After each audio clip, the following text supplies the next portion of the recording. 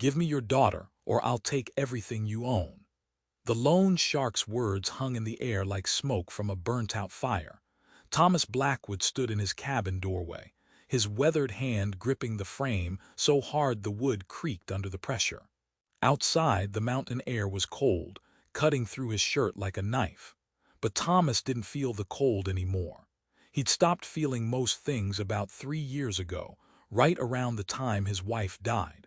The lone shark, a man named Vincent Corvus, stood in the middle of Thomas's living room like he owned the place. Maybe in a way he did. Vincent had money, lots of it. The kind of money that gave a man power in places where the law didn't quite reach, where the mountains swallowed secrets and the trees never talked.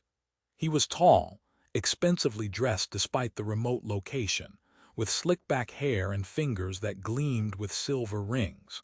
There was nothing natural about him. He looked like something that had crawled out of a city and decided to corrupt this remote corner of the world, and he wore corruption like other men wore cologne. Thomas had made a mistake. A stupid mistake. The kind of mistake a desperate man makes when his daughter is sick and the nearest doctor is 40 miles away and winter is closing in. He'd borrowed money, $5,000.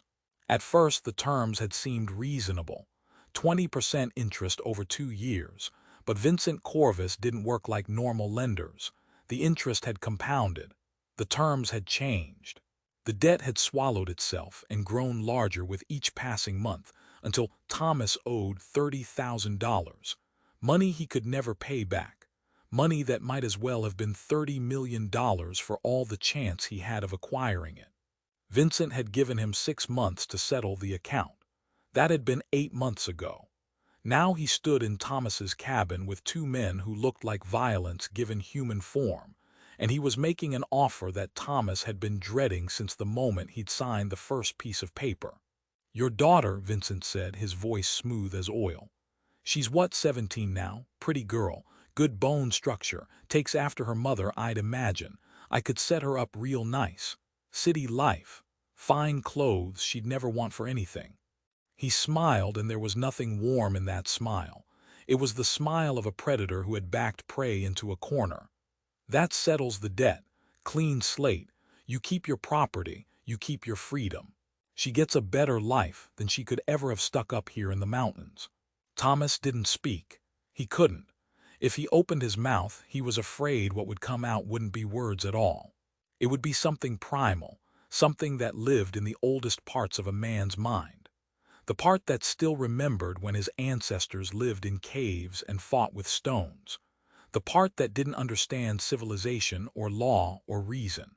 The part that only understood that someone was threatening his daughter. "You've got 3 days," Vincent continued, moving toward the door with the casual confidence of a man who knew he'd already won. 3 days to bring her to the town. I'll have a carriage waiting. She'll go to the city, work for me in one of my establishments, and your debt disappears like it never existed. He stepped outside, his 2 shadows moving with him like they were attached. Before he left, he turned back and looked at Thomas with something almost like pity. "I know what you're thinking. You're thinking you'll run. You're thinking you'll take the girl and disappear into the mountains. Let me explain why that won't work." He gestured, and one of his men stepped forward, holding a piece of paper. It was a deed. Thomas's deed. The document that proved he owned this land, this cabin, this small corner of the world that he'd built with his own 2 hands after his wife died. "I own this now," Vincent said quietly. "Had a man in town file the proper paperwork. Seems you missed some tax payments. Seems there were some irregularities in your title. It's all perfectly legal. The magistrate signed off on it yesterday. If you run, if you try to take your daughter and disappear, the law will come looking for you. They'll find you. And when they do, you'll hang for kidnapping. See how nice that is? I've got lawyers, Mr. Blackwood. I've got connections. You've got nothing but an empty piece of mountain and a daughter who's about to become property." Thomas watched them ride away, disappearing down the trail that led toward civilization. He turned and looked back inside the cabin. There was Sarah, his 17-year-old daughter, sitting at the table with her hands folded in front of her. She had her mother's dark hair, her mother's dark eyes. She had her mother's kindness too, and that was the worst part. Because her kindness meant she would probably do it. She would probably offer to go just to save her father from whatever Vincent had threatened. She would sacrifice herself thinking it was the noble thing to do. What did he want? Sarah asked quietly. She already knew. He could see it in her eyes. Girls that age, they weren't stupid. They could read situations like a book. Sarah had probably heard most of the conversation. The cabin wasn't that large. Thomas sat down across from her. He was 52 years old, but he felt ancient. His hands were scarred from decades of work. His back was bent from years of carrying heavy loads. His face was weathered, creased, the map of a hard life. He looked at his daughter and he made a decision. "We're leaving," he said. "Pack light, 1 bag each. We go tonight." "Father," Sarah began, her voice gentle, reasonable. "He said he owns the deed. He said if we run." "I know what he said." Thomas stood up and started moving around the cabin, gathering things with quick, efficient motions. He said a lot of things. Most of them were lies. Thomas Blackwood hadn't survived 52 years in the mountains by being stupid. He hadn't built this cabin, raised his daughter, and kept them both alive through 3 brutal winters by being the kind of man who could be backed into a corner and forced into surrender. He'd been playing along, yes. He'd been letting Vincent Corvus think he had the upper hand. But that was just good strategy. That was just understanding that sometimes the best way to win was to let your enemy believe they'd already won. He pulled up a loose floorboard in the corner of the cabin, the one that nobody would ever find unless they were looking for it. Underneath was a leather pouch containing $3,000 in gold and silver coins. It wasn't enough to pay back Vincent Corvus, but it was enough to get them far away from here. Far enough that Vincent's reach would stretch thin. Far enough that they could disappear and build new lives under new names. "Is that money real?" Sarah asked, her eyes wide. She'd never known it was there. Thomas had never told her. It was his insurance policy, his backup plan, his private rebellion against a world that kept trying to grind him down. "Every coin," Thomas said, dividing it into 2 pouches. "Your mother's life insurance. Took me 3 years to pay it off, but I wanted something that couldn't be taken from me. Something that Vincent and his lawyers and his judges couldn't touch." He pulled down his rifle from above the door. It was an old Spencer, a relic from the war, kept clean and oiled and ready. He loaded it methodically, the motion automatic born from decades of habit. He checked the ammunition in his bandolier, made sure his knife was sharp, grabbed his bedroll and his weatherproof coat. "Get your warmest things," he told Sarah. "Dress in layers. We're going to move fast and we're going to move through the high country. It'll be cold, probably snow before we reach the pass, but the snow is our friend. It'll cover our tracks." Sarah stood there, frozen, staring at him like he'd just told her the world was ending. Maybe he had. Maybe that's what this was. The end of their old life, the end of the cabin and the quiet mountain existence they'd built in the wake of tragedy. But the alternative was worse. The alternative was Vincent Corvus's version of Sarah's future, and Thomas would die before he let that happen. "I don't understand," Sarah said, her voice small. "Where will we go? How will we live?" "We'll figure it out," Thomas said. It was the most honest thing he could tell her. He didn't have a plan beyond the next 48 hours. He didn't know where they would end up. He didn't know if they would make it. But he knew that Vincent Corvus had made a crucial miscalculation. He'd assumed that Thomas Blackwood was a broken man, a man worn down by grief and debt and age. He'd assumed wrong. They left at midnight, when the moon was high and the mountain air was sharp enough to sting your lungs with every breath. Thomas led Sarah up the trail that went deeper into the mountains, not down toward civilization. Not toward the towns and the roads where Vincent's men would be watching, waiting for them to make a desperate break for somewhere safe. No, Thomas was taking his daughter in the opposite direction. Higher, deeper. Into the wild places where the law didn't reach, where civilization was just a memory, where a man and a girl could disappear into the mountains and never be found. They walked through the night, and neither of them looked back at the cabin. Behind them, the home that Thomas had built with his own hands was about to be seized and probably burned down. But that didn't matter anymore. What mattered was survival. What mattered was keeping his daughter alive and free. What mattered was making sure that Vincent Corvus learned exactly how wrong he'd been about Thomas Blackwood. The next morning, when Vincent sent his men to the cabin to collect Sarah, they found it empty. The doors were unlocked, a cup of coffee still warm on the table, but the Blackwoods were gone.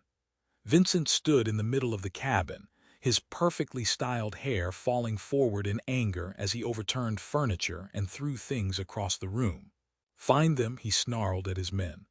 "I don't care how long it takes. I don't care how far they run. I own them now.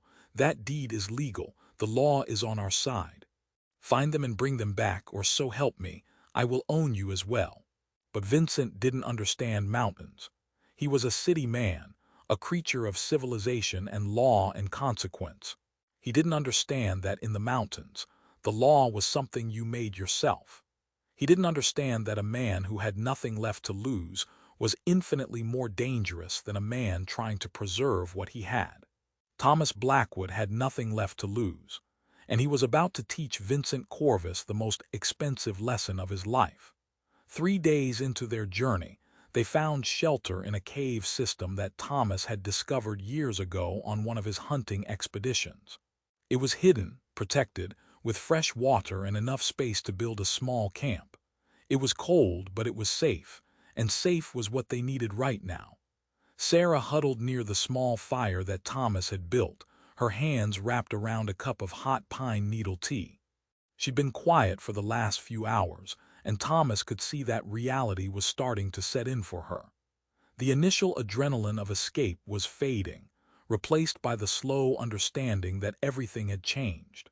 That they were fugitives now hunted, running from something bigger than either of them had ever faced before.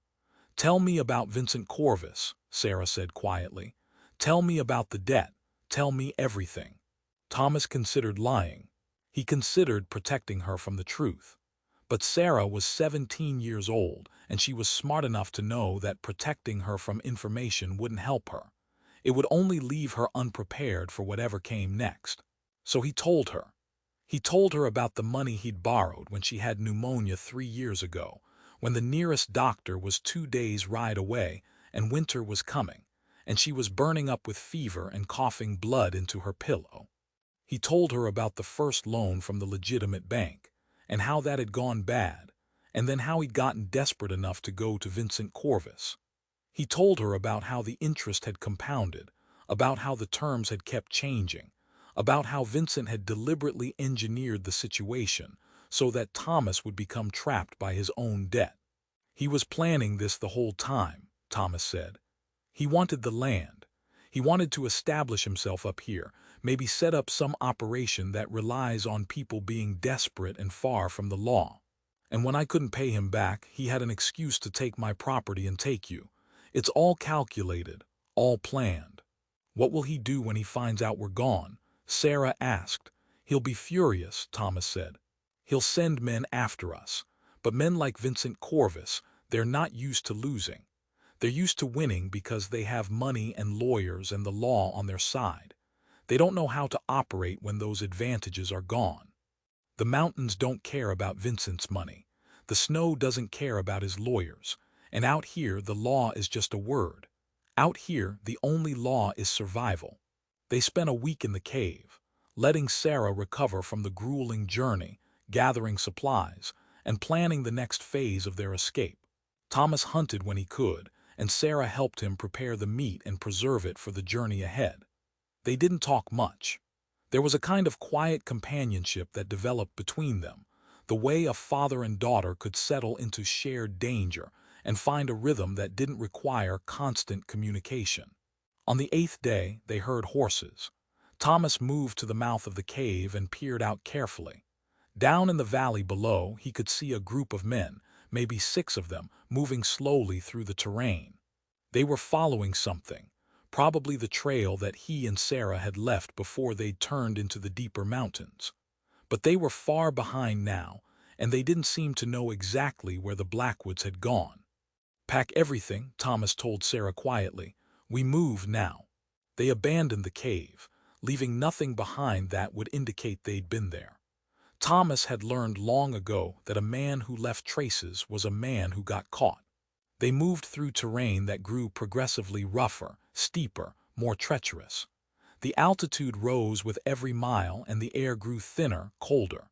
Sarah struggled at times, her breathing labored, her legs aching, but she didn't complain.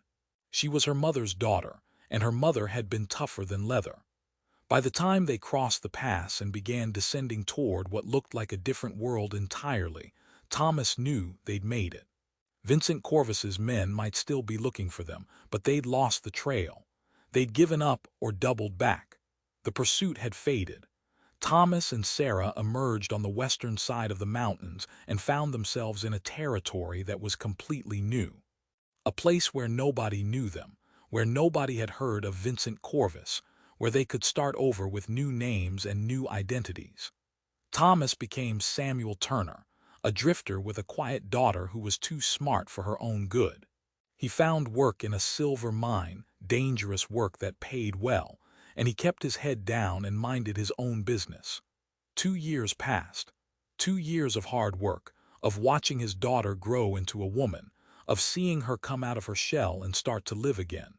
She was 19 years old now, and she'd gotten a job working at a hotel, keeping the books, doing accounts. She was good with numbers, good with people, and she'd found a life that was making her happy. Thomas never completely let his guard down. He'd invested in property just like before, but this time he'd done it carefully, legally, with papers that made it clear that the property belonged to Sarah, not to him. He'd built another insurance policy, another backup plan, another rebellion against a world that kept trying to grind them down. Then one day, a man walked into the silver mine where Thomas worked, and that man was Vincent Corvus. He looked older. His hair had more gray in it.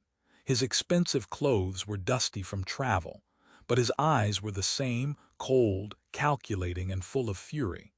He traveled for 2 years following rumors, following trails, trying to track down Thomas Blackwood. And he'd finally found him. "Well, well," Vincent said, stepping out of the shadows of the mine shaft. His two shadows were with him, the same men Thomas remembered from the day of the threat. "Took me a while, but I always collect what's owed. You can run, Mr. Blackwood, you can hide, but you can't hide forever. And now that I've found you, now that I've got you, the debt's come due." Thomas set down his pickaxe carefully. He straightened up, his back crackling, his knees protesting. He was 54 years old now, but he'd never felt stronger. Because in the 2 years since he'd escaped, he'd done something that Vincent Corvus had never anticipated. He'd connected with people, real people, mountain people. Good people, people who didn't care about Vincent's money or his lawyers or his connections.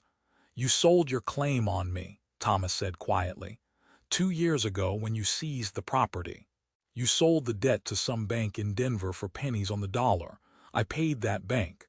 I settled the account. The debt is satisfied." Vincent's face went cold. "That's not how." "That's exactly how it works," Thomas said. He pulled out a piece of paper from inside his shirt.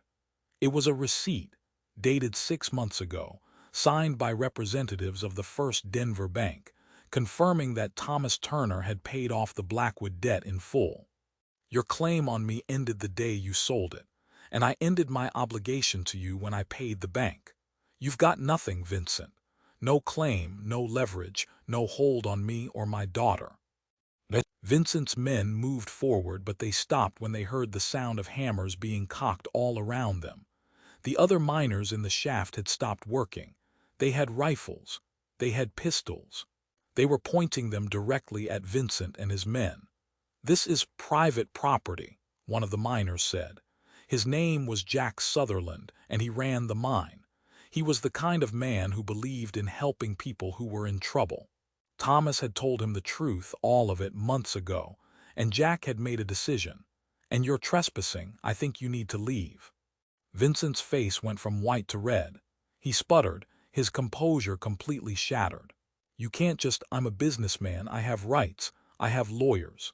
Lawyers don't matter much out here, Jack said quietly. And businessmen don't mean much if nobody respects them. You came here looking for trouble, and if you don't turn around and ride away right now, you're going to get it. More trouble than you can handle. Vincent and his men left. They rode away down the mountain, and Thomas never saw them again. He never heard anything about Vincent Corvus ever again, as a matter of fact. The man had come west looking for revenge and had found only failure. The mountains had broken him, just like they broke a lot of men who came to them thinking that money and power were going to protect them. 3 weeks later, Thomas received a letter. It had come through official channels, through lawyers, through the kind of documentation that meant serious business. Vincent Corvus had had a stroke while riding back east. He was in a hospital in Denver, paralyzed on one side, unable to speak clearly. He'd lost his business empire. His lawyers had abandoned him. His money had drained away in medical bills and legal fees. He died 3 months later, completely alone, in a room that nobody visited. Thomas didn't feel bad about that.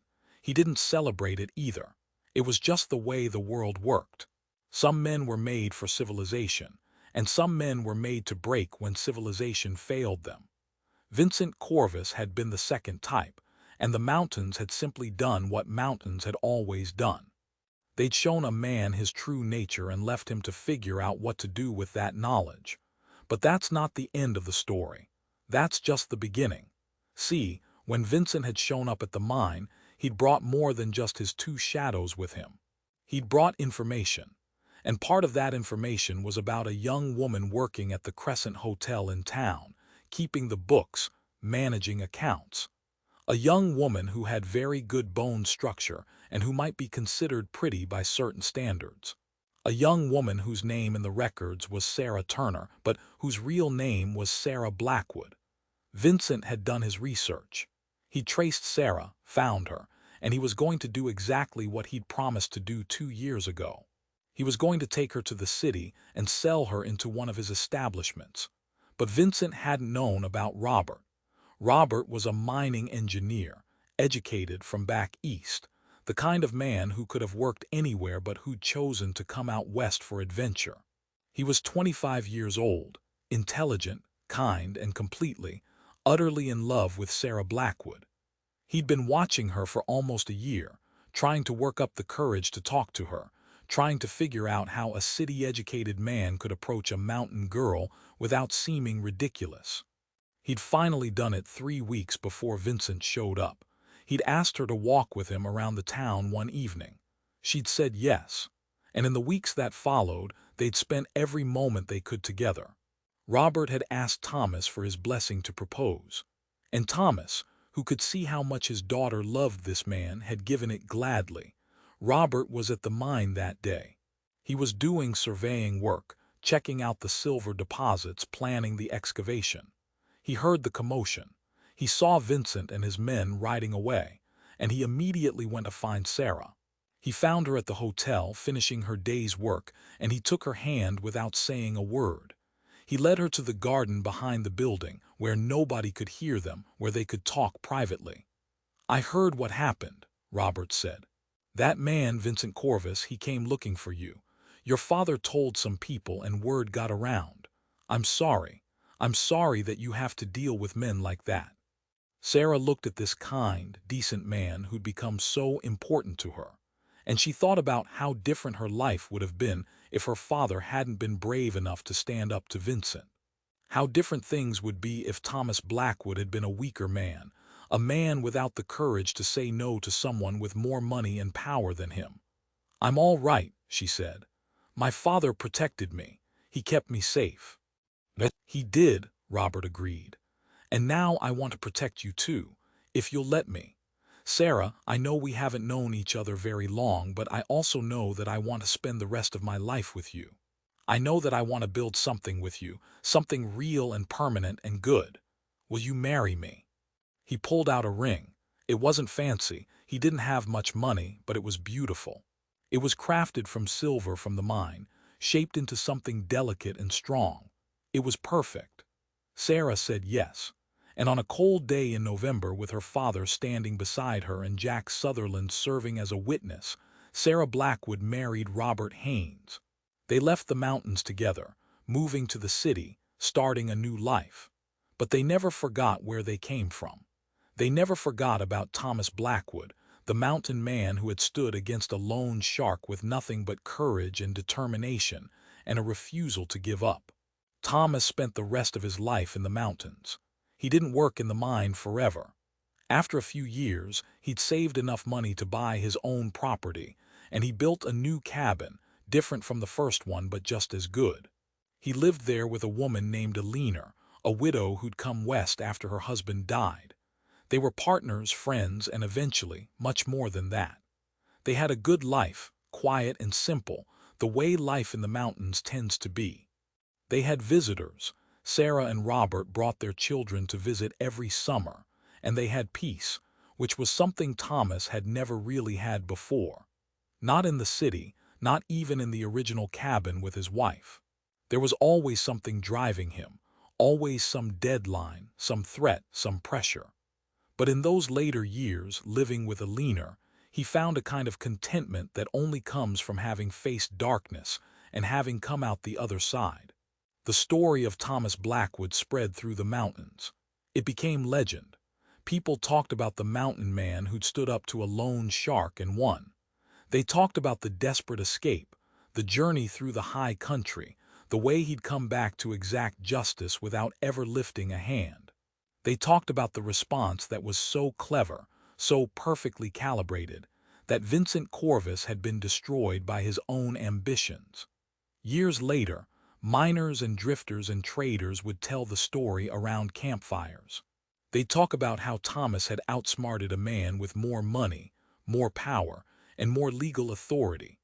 They'd talk about how the mountains themselves had been his ally, how they'd swallowed the pursuers and spit them out as broken men.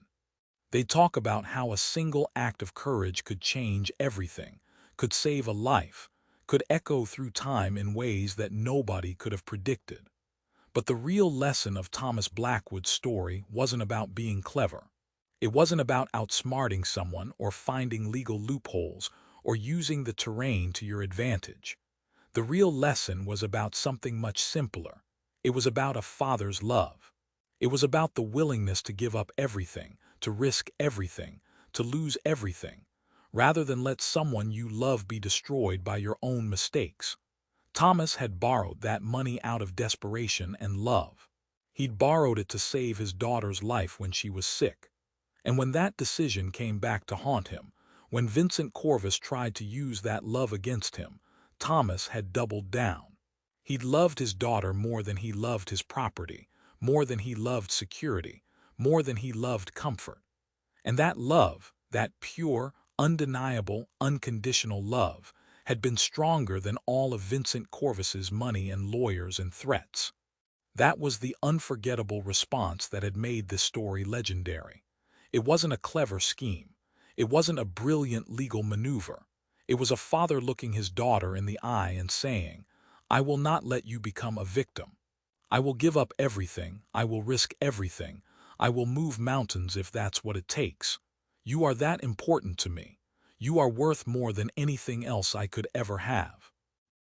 In a world that often tells young people that they don't matter, that they're dispensable, that their worth can be measured in money or beauty or utility, Thomas Blackwood had given his daughter the greatest gift a parent can give.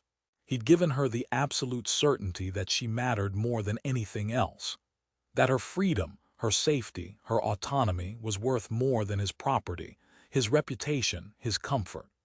Vincent Corvus had made the mistake of thinking that people could be bought, that everything had a price, that love could be traded for wealth. But Thomas Blackwood had shown him that he was wrong. Some things aren't for sale. Some things are beyond the reach of money and power.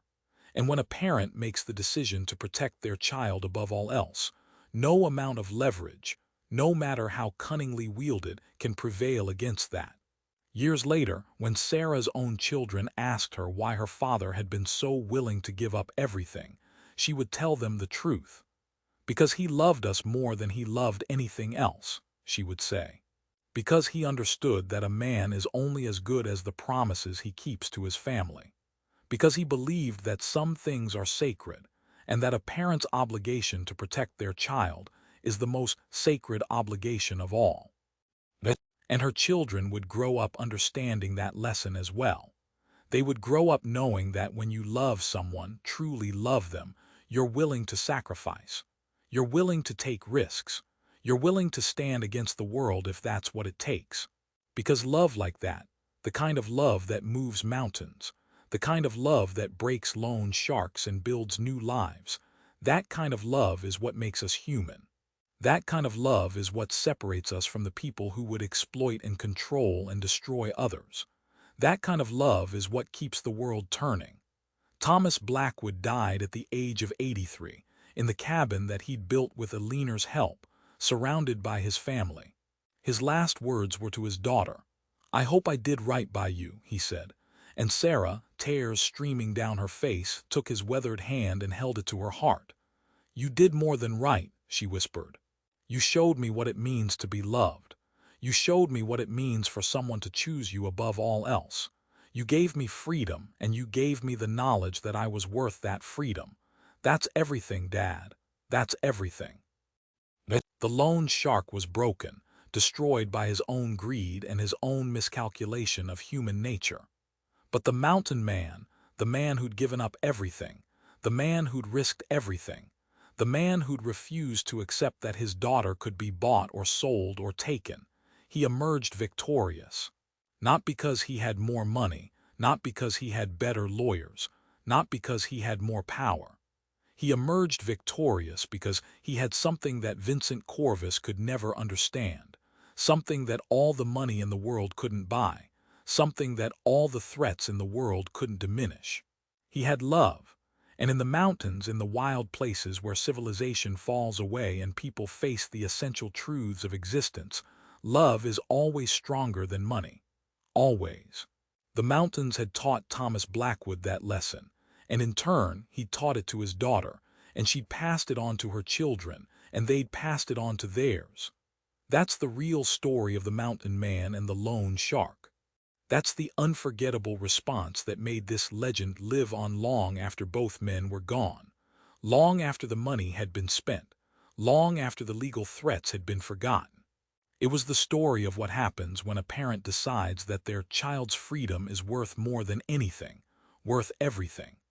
And in a world where people are constantly being told that they have a price, that they can be bought or controlled or threatened into submission, that story is as important now as it ever was. Maybe more important, because we all have choices. We all face moments where we can either stand firm or give in, where we can either fight for what we love or surrender to fear.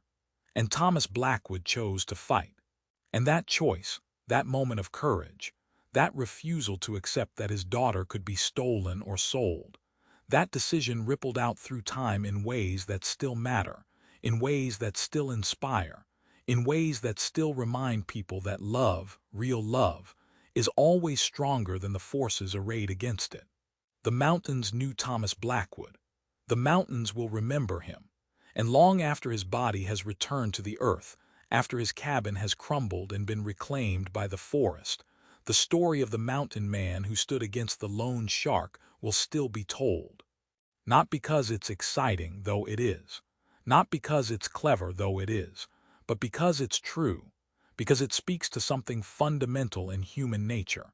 Because it shows us what we're capable of when we love something more than we love ourselves. And that, my friends, is a story worth remembering.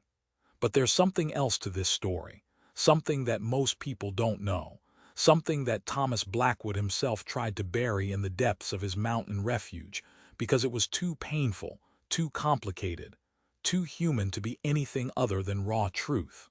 You see, before Vincent Corvus ever knocked on that cabin door with his threats and his ledgers and his predatory grin, there was history. There was a past that twisted through both men's lives like a dark vine, choking out light and reason and the possibility of redemption. And that past, that ugly, desperate, unforgiving past, was the real reason Vincent Corvus came for Sarah in the first place. Thomas Blackwood hadn't always been a mountain man.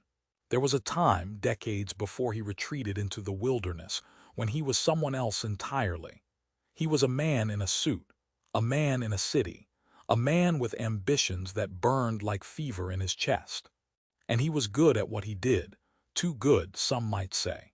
He was a financial manager for high-net-worth individuals, the kind of man who could take $1 million and turn it into three, the kind of man who could identify opportunities where others saw only risk, the kind of man who was willing to cut corners when the corners needed cutting. Vincent Corvus worked for him once. This is the part that nobody remembers, the part that got erased from the official story, filed away in boxes in storage units and forgotten in the dust of time. Vincent wasn't always a lone shark. He was once just a young man trying to climb the ladder, trying to prove himself worthy of respect in a world that measured worth in dollars and cents. He was Thomas's assistant, his protege, his right hand in the machinations of wealth accumulation and financial manipulation. They were partners in everything that mattered, everything except conscience. Thomas had a sliver of that still, a tiny shard of humanity that he'd managed to preserve even in the cutthroat world of high finance. Vincent had none. Or perhaps he'd never had any to begin with. Either way, they made a formidable team until the day they didn't. The Mortensen account. That was the name of the file, the name of the decision that would eventually create the lone shark and drive the man into the mountains. Mortensen was a widow, a woman in her 70s who'd inherited her late husband's considerable estate. She was kind, generous, and utterly unprepared for the sophistication of modern financial markets. She came to Thomas Blackwood's firm looking for someone she could trust, someone who would help her preserve her wealth so that she could leave it to her children and grandchildren. Thomas saw opportunity. Vincent saw opportunity too, but of a different kind. Vincent saw a woman alone, vulnerable and rich. Vincent proposed a strategy that was technically legal but spiritually bankrupt. They would invest her money aggressively in high-risk ventures that they had inside information about. Ventures that they knew would succeed because they had friends in high places, friends who would make sure they succeeded. And in the process, they would extract fees and commissions and advisory costs that would quietly drain away a significant percentage of her wealth, directing it into accounts they controlled. Thomas said no. He actually said no. His conscience, small as it was, whispered loudly enough that he pushed back. They argued about it, Thomas and Vincent, in the glass-walled offices high above the city streets. Thomas said they'd already made enough money, already crossed enough lines. He said Mrs. Mortensen trusted them, and trust was a precious thing in a world full of people like themselves. He said if they did this, they wouldn't be able to come back from it, wouldn't be able to pretend anymore that they were anything other than predators. Vincent listened to all of this, nodded thoughtfully, and then went ahead with the plan anyway. He forged Thomas's signature on the documents. He presented the strategy to Mrs. Mortensen without Thomas's knowledge. And when Thomas discovered what had been done in his name, with his signature and his firm's reputation attached, he was faced with a choice that would define the rest of his life. He could have kept quiet. He could have benefited from the scheme, collected his share of the illicitly diverted funds, and continued on as if nothing had happened. The infrastructure was already in place. The money was already flowing. All he would have had to do was remain silent, remain complicit, remain empty. Instead, he reported it. He went to Mrs. Mortensen himself and explained what had been done. He worked with her lawyers, worked with the authorities, worked to unwind the whole corrupt arrangement and return her money. His own firm collapsed under the weight of the scandal. His career evaporated like morning mist. His reputation was destroyed, his finances decimated by legal fees and settlements. Vincent, of course, blamed him. Vincent saw Thomas's conscience as betrayal. Vincent spent the next 2 decades nursing that wound, watching Thomas disappear into the mountains, watching him become a legend, watching him transform from predator into something that almost resembled a decent human being. And Vincent, with nothing but his anger and his hunger for revenge, began to climb a different mountain, the mountain of power built on the suffering of others. He became a loan shark because loan sharking was the closest he could get to being a god. It gave him the power to make and break people, to create desperation and then exploit it, to watch others bend and break under the weight of their own need. It gave him the power to be the thing he most feared. It gave him the power to make others disappear. So when he discovered, decades later, that Thomas Blackwood had a daughter who was beautiful and talented and kind, a daughter who'd apparently inherited her father's capacity for genuine human connection, Vincent's hunger transformed into something crystalline and clear. This wasn't just about money anymore. This was about legacy. This was about destroying the one thing that Thomas had actually managed to preserve from the wreckage of his old life. This was about making Thomas understand, finally and forever, that his conscience had cost him everything, that his moment of moral clarity had rippled forward and poisoned every subsequent generation. The loan was always going to be a trap. The moment Vincent heard that Sarah had borrowed money, the moment he realized her need was genuine and her circumstances precarious, he knew exactly what he was going to do. He'd lend her the money at rates that seemed reasonable on the surface, but that compounded in ways that were mathematically impossible to overcome.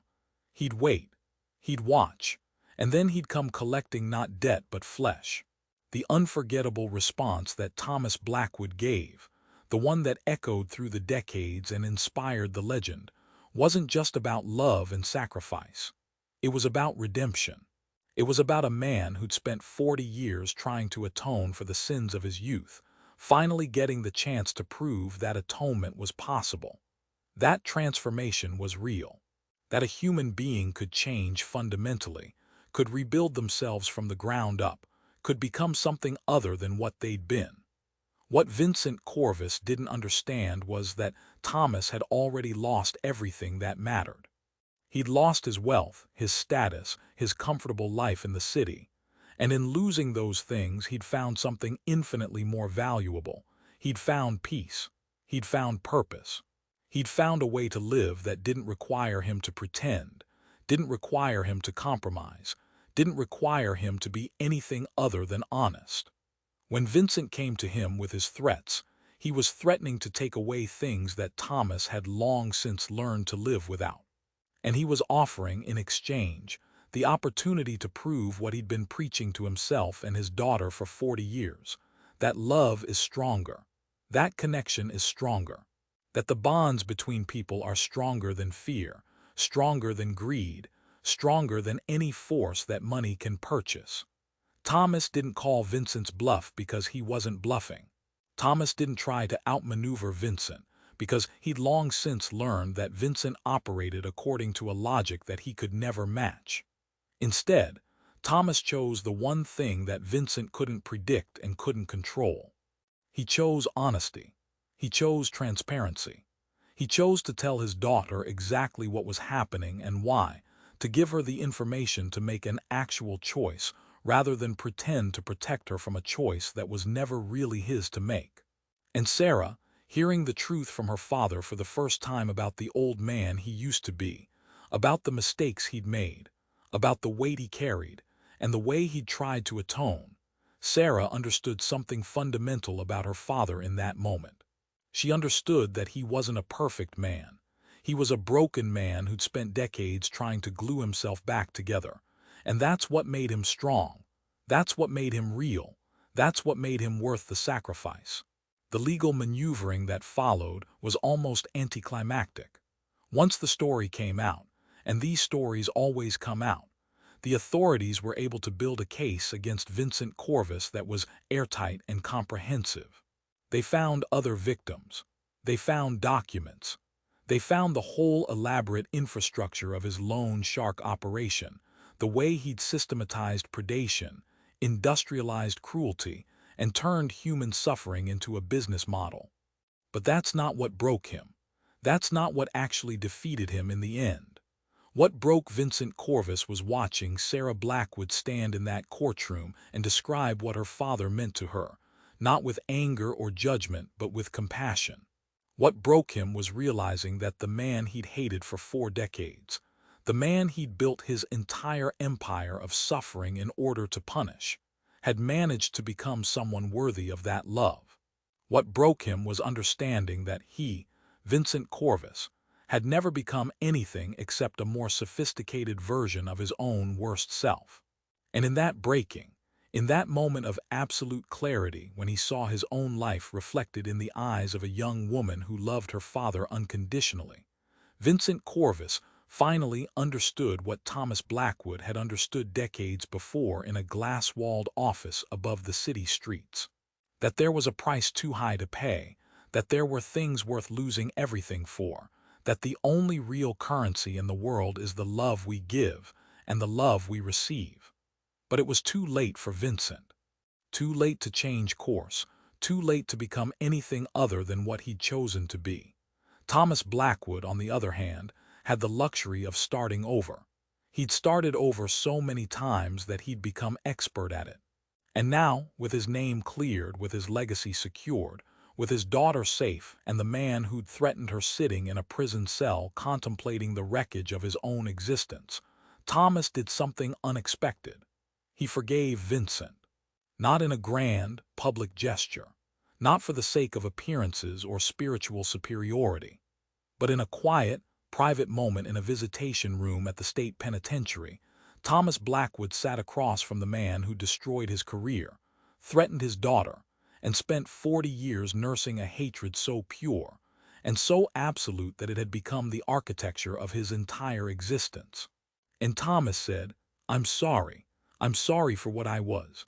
I'm sorry for the example I set. I'm sorry that you looked at me and saw only the worst of myself when I was trying so hard to become the best." Vincent Corvus didn't respond. He couldn't respond, because there was no frame of reference in his entire life for this kind of grace. There was no category in his understanding of human nature where this kind of mercy could fit. But something shifted in him anyway. Something fundamental cracked. And in the years that followed, in the long, quiet hours of his incarceration, Vincent Corvus began, perhaps for the first time in his life, to actually think about who he was and how he'd become that person. He didn't become good. Prison doesn't remake people that thoroughly, and Vincent Corvus had spent too many years committed to his own darkness. But he became something else. He became quiet. He became reflective.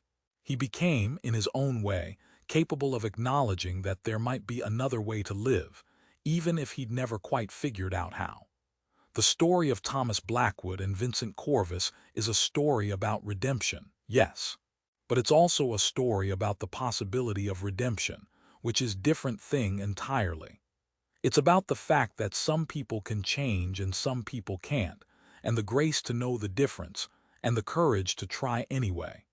It's about a man who looked at his worst self in the mirror, didn't like what he saw, and spent 4 decades becoming someone different.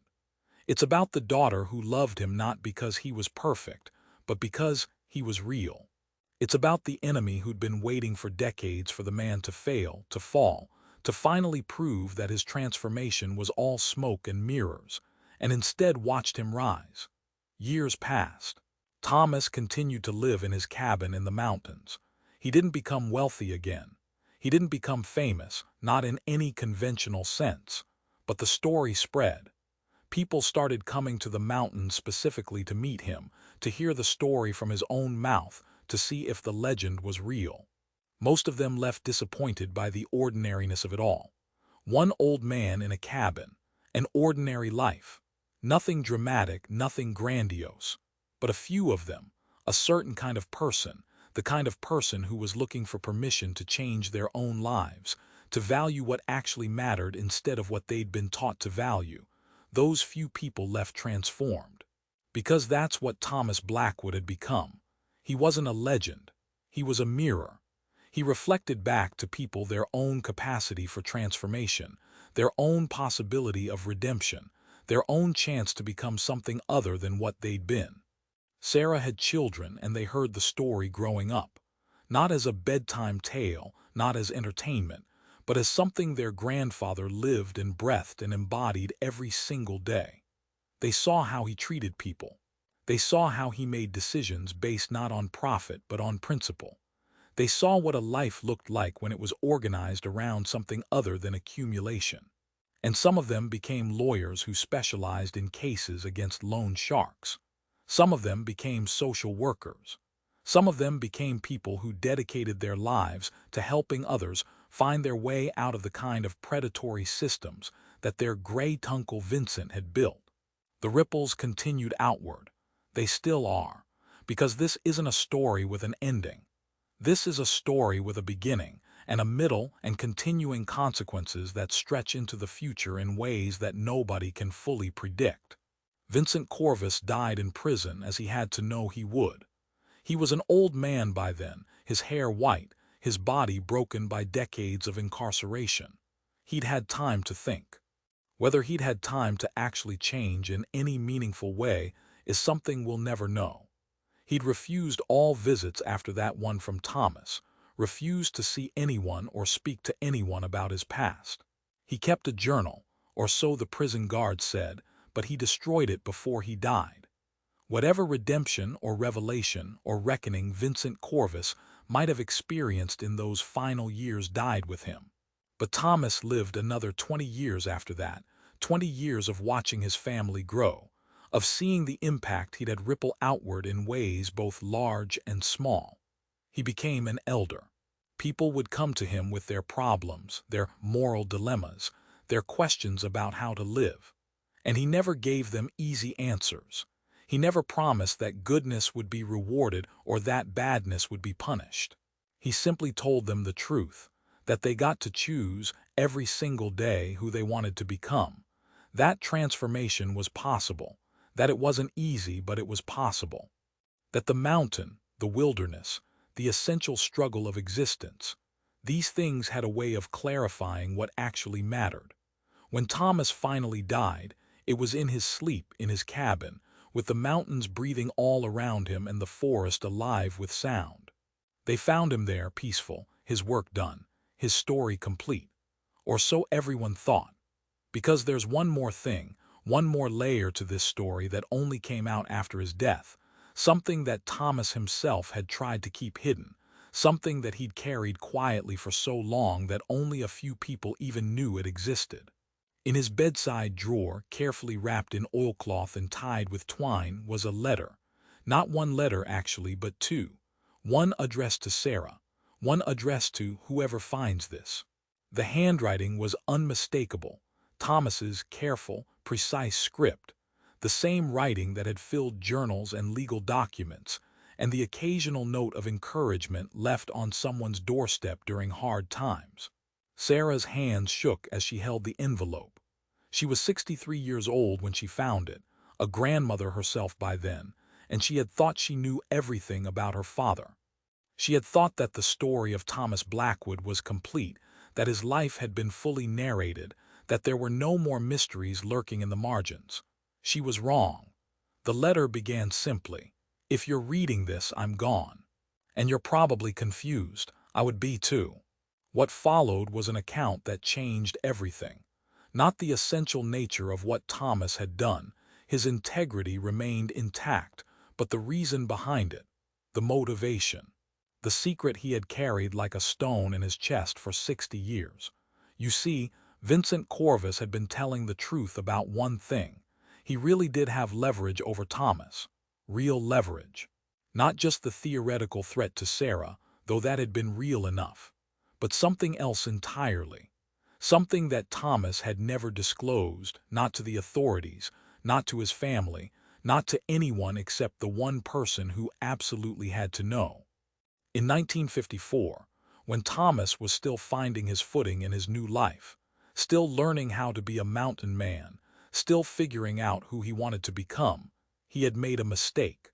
Not a moral failure exactly, not in the way that people usually understand those words, but a mistake nonetheless. A choice that, in a different world, in a different moral universe, might have been prosecuted as a crime. There had been another loan shark before Vincent, a man named Marcus Webb, not as sophisticated as Vincent, not as far-reaching in his operations, but every bit as vicious. Webb had started out small, betting debts, protection rackets, the usual machinery of coercion. But he'd had ambitions. He wanted to move up. He wanted to become something bigger. He'd set his sights on the mountain communities, on people like the ones Thomas was beginning to help, on families that Webb saw as vulnerable, exploitable, ripe for predation. Webb had come to the mountains in the spring of 1954 with a crew of enforcers and a plan to build an empire on the backs of desperate people. Thomas had watched him operate for exactly 3 weeks before he decided that something had to be done. It would be easy to romanticize what happened next, easy to frame it as a noble deed, a hero rising up to protect his people from evil. And there was truth in that narrative, no question. But the fuller truth was more complicated. The fuller truth involved choices that existed in a moral gray area, choices that Thomas had spent the rest of his life compensating for, choices that had informed every single decision he'd made thereafter. Marcus Webb had died in the mountains in May of 1954. Officially, it was ruled an accident. He'd been hiking near Blackwater Ridge. There was a certain bitter irony to that name that Thomas never mentioned to anyone when he'd fallen. A terrible, tragic accident. These things happen in the wilderness. People underestimate the danger. They slip. They fall. They break their necks on rocks that have been waiting for them since the beginning of time. The investigation, such as it was, had concluded within days. Webb's crew, suddenly finding themselves without a leader and without the legal structure that legitimate businesses enjoy, had dispersed. They'd left the mountains. They'd gone back to wherever they'd come from. The threat had evaporated as quickly as it had emerged. Thomas had told himself it was an accident. He had told himself that he'd had nothing to do with it.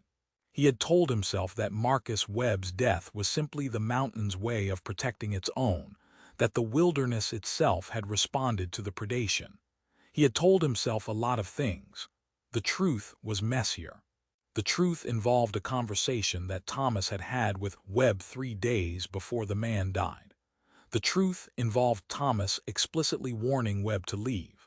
The truth involved Thomas making it clear what would happen if Webb didn't listen. The truth involved Thomas knowing, with a certainty that bordered on prophecy, what was going to occur on Blackwater Ridge on that particular afternoon in May. The truth involved Thomas doing nothing to stop it when the time came. In the letter to Sarah, Thomas didn't explain the mechanics of Webb's death. He never disclosed whether he'd been present on that ridge. He never said, one way or another, whether he'd pushed or simply failed to catch the man as he fell. Those details, Thomas wrote, were not for anyone to know. They belonged to the mountain now. They belonged to God if you believed in such things. They belonged to the part of him that had died along with Marcus Webb. But what Thomas did explain with devastating clarity was that he had made himself complicit in a death in order to save others. He had chosen to be a killer, or the closest thing to it, in order to prevent more killings. He had crossed a line that he could never uncross, and he had done so deliberately, with full knowledge of what he was doing and what it meant. And Vincent Corvus had known. Somehow, Vincent had found out. Perhaps it was through his network of enforcers and informants. Perhaps it was through some connection to Webb's crew. Perhaps it was simply that Vincent was clever enough to see through Thomas's convenient accident narrative. Regardless, Vincent had known, and Vincent had used that knowledge as a leash. This was why Thomas had never fought back with the full force of his intelligence and his capabilities. This was why he'd negotiated instead of exposing, reasoned instead of acted, bent instead of broke. Vincent Corvus had possessed the one piece of information that could have destroyed Thomas Blackwood completely. Not legally, perhaps. The statute of limitations had long since expired by the time Vincent had been imprisoned, but morally, spiritually, in the eyes of the community that Thomas had dedicated his life to serving. If it came out that Thomas had caused a man's death, everything would have been different. The authority he'd built, the moral standing he'd earned, the trust that had allowed him to help so many people, all of it would have collapsed like a house built on sand. And so Thomas had lived with the sword of Damocles hanging over his head. He had lived knowing that at any moment, Vincent could have revealed the truth. He had lived in a state of constant negotiation with the devil. Sarah put down the letter with trembling hands. She sat in her father's cabin, surrounded by the mountains he had loved, and she felt something shift in her understanding of him. Not a loss of respect, not exactly, but a complication of it, a deepening of it, a recognition that her father had been not a saint but a man who had made terrible choices, a man who had paid for those choices every day of his life, a man whose entire subsequent existence had been, in some sense, an act of penance. The second letter, the one addressed to "whoever finds this," was briefer. It was a confession, written in language that would hold up legally if necessary. It was a statement of facts, a denial of nothing, an explanation of nothing. It was, in essence, Thomas Blackwood's admission that he had caused the death of Marcus Webb, that this death had been neither accidental nor unavoidable, and that he had chosen to allow Vincent Corvus to hold this information over him as the price of greater peace in the community. "I am not asking for forgiveness," the letter concluded. "I am not asking for understanding. I am stating facts. I am placing on record that I am responsible for a man's death. I am accepting that responsibility. And I am trusting that whoever reads this will make the decision they think is right." Sarah held both letters in her hands and faced a choice that no child should have to face. She could release the confession. She could let the world know that Thomas Blackwood, the moral exemplar, the mountain sage, the man whose life had inspired so many others to live better, that this man had killed. Or she could destroy the letters. She could protect his legacy. She could preserve the story as it had been told. She thought about her father. She thought about the way he had lived his life after Webb's death. She thought about the decades of quiet service, the constant negotiation with Vincent, the refusal to use his full power even when he could have. She thought about her grandfather's teachings, about transformation, about redemption, about the possibility of becoming something other than what you've been. And then she thought about something else. Something that Thomas's letter had not addressed because Thomas had not known it. Vincent Corvus, sitting in his prison cell, had also had to think about what he'd done. Vincent had also had to reckon with the power he'd held and the way he'd used it. Vincent had also had to live with the knowledge that he'd built his empire on the suffering of others. But Vincent had also, according to prison records, spent the last 10 years of his life teaching other inmates to read. Vincent had worked in the prison library. Vincent had mentored young men who came to him looking for a way out of the cycle that had trapped them. Vincent had, in the final portion of his life, become something different than what he'd been. Sarah made her decision. She kept the letters. She kept them in the same drawer where her father had kept them. And she told her children the truth. Not just the sanitized version of the story that had been passed down, but the full version. The complicated version. The version that included her father's capacity for violence and his decades-long response to that capacity. She told them that Thomas Blackwood had killed a man. She told them that this act had been wrong, that it had violated his own moral code, that it had haunted him for the rest of his life. She told them that he had spent 60 years trying to balance the scales, trying to do enough good to counteract that one terrible choice. And she told them something else, something that she understood now in a way she never would have without that letter, that this didn't make their grandfather a villain. It made him human. It made his subsequent goodness more meaningful, not less, because it had been chosen in the full knowledge of what he was capable of. It had been chosen despite everything, not because he'd never done anything wrong. One of Sarah's sons became a priest.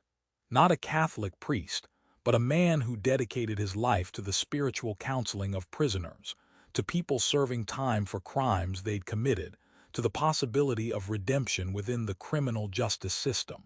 He said, years later, that he'd become a priest specifically because of his grandfather. Because Thomas had shown him that the worst thing you've ever done does not have to be the only thing you're capable of. Another of Sarah's children became a historian.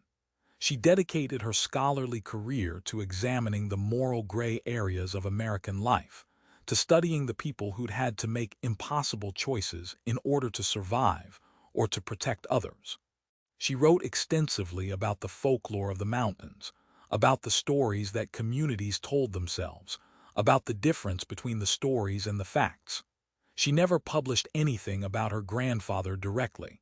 She was too protective of him for that, too aware of how his story might be distorted.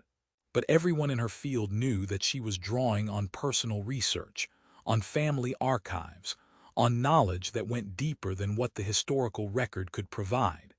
Sarah herself never spoke publicly about the letters. She never revealed the content of her father's confession, but she did something equally important. She changed the way the story of Thomas Blackwood was transmitted within the family. She insisted that the full version be told. She insisted that people understand what her father had done and why.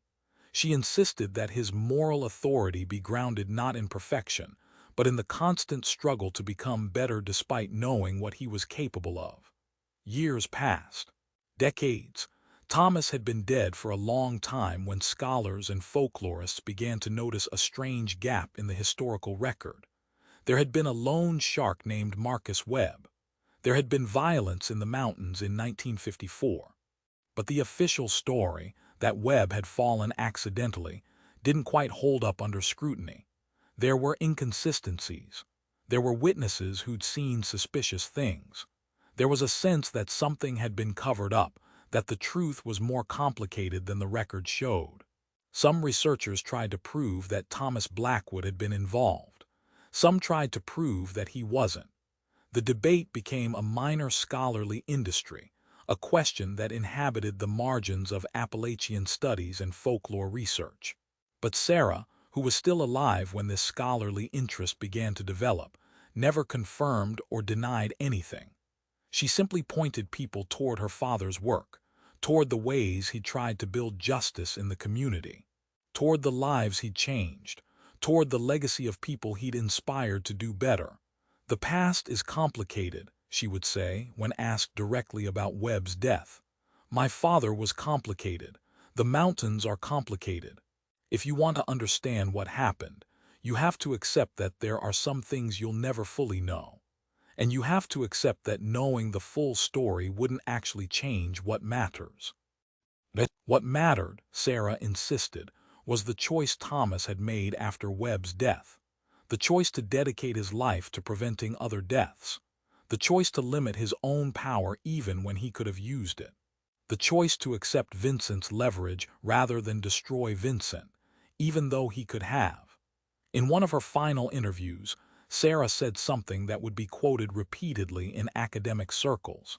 My father believed that you could commit a sin and still live a life of grace, not because the sin didn't matter, but because what you did after the sin mattered more. He lived according to that belief. He lived it every single day. That's not redemption in the religious sense. I don't think he would have claimed redemption. That's something else. That's just the slow, difficult work of becoming someone better than you've been. The cabin where Thomas had died remained in the family. Sarah lived there for a time. Her children visited regularly. Her grandchildren played in the same forest where their great-grandfather had walked, where Vincent Corvus had made his threats, where Marcus Webb had met his end on Blackwater Ridge. None of them knew exactly what had happened. None of them needed to. The story had been integrated into their understanding of what it meant to be a person of integrity. The story had become part of their moral vocabulary. And yet there was still more to the story. There was still a layer that no one knew about, not even Sarah, not even the descendants of Thomas Blackwood, Because Thomas, for all his honesty in that final letter, had still kept one thing hidden. One more secret, one more truth that he'd carried to his grave. Vincent Corvus, in his final years of life, had sent a letter to Thomas. Not a threat, not a demand, but a letter nonetheless. A personal communication between two men who had shaped each other's lives in ways neither of them would have predicted. The letter had never been found by authorities. Thomas had never mentioned it to anyone. He had read it once, kept it for exactly 1 week, and then burned it in the fireplace of his cabin. He had watched the paper curl and blacken and disappear into ash. And then he had gone about his life, carrying whatever message Vincent had sent into the grave with him. No one would ever know what Vincent had written. No one would ever know whether he'd asked for forgiveness or offered it. No one would ever know whether he'd expressed regret or pride in what he'd built. No one would ever know whether, in those final years, Vincent had experienced something that resembled redemption. And perhaps that was fitting. Perhaps the deepest truth of the story was that there were truths that didn't need to be uncovered. There were secrets that belonged to the people who held them. There were conversations that existed only between two people and God, and no one else had the right to them. What mattered was the visible legacy. What mattered was the way Thomas had lived. What mattered was the choices people made, generation after generation, in response to the story they'd inherited. What mattered was the long, patient work of trying to become better. What mattered was the understanding that you could fail, catastrophically and irreversibly, and still find a way to live that was worth living. Sarah died in 2003 at the age of 94. She was surrounded by family members, some of whom knew the full story and some of whom only knew the outline. She died peacefully in the cabin where her father had died, in the mountains that had shaped their family. And with her death, the full circle of the story seemed to complete itself. The generation that had lived through the era of Thomas and Vincent, that had witnessed their struggle, that had held the secrets, that generation was gone.